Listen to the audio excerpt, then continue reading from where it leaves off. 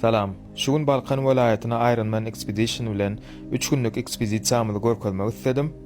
Şu wagt ýangyla etmek üçin jebelden girdik. Oglany owany geçdik. Gözata barýar. Gözatadan soňra maňarda Kemal Ata bar, ondan barýar asfalt ýolun.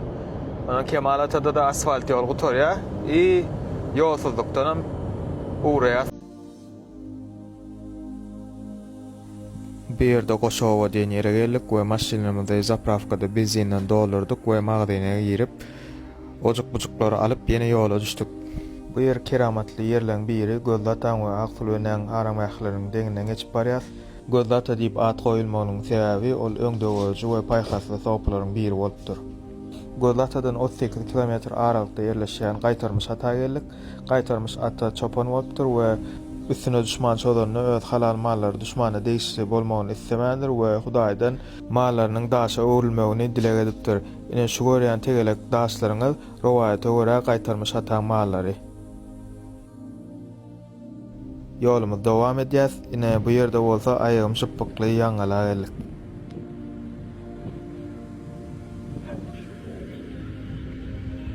Şu adam ýaňyla geldik.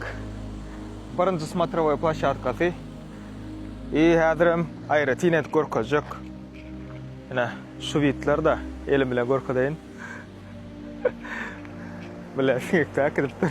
Şu wagt ýaňylaň ikinji смотровой площадкasy. Ýatjak ýerimiz bolsa aşakda. Aňyrda palatka gurar. Ona mädir soňundan syomka diýip görkezän.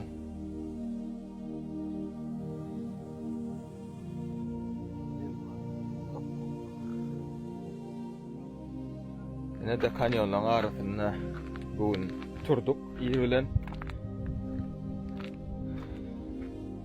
Innem dowam edýär ekspedisiýamdy. Bir sagatyň içinde bir kofe içer, ertesi getner. Ondan soňra sekizden iki bolsa uğrar. Bu ýerem Ýaňyladan takminan 35 kilometr aralykda ýerleşýän Ýaňy suw diýen ýere geldik. Bu ýerlerem kanyon, landşafty bir ýöne renkler bilen tapawutlanýar. Ýaňy suw bilen Ýaňyladan soň Garawol kölüne çykdyk.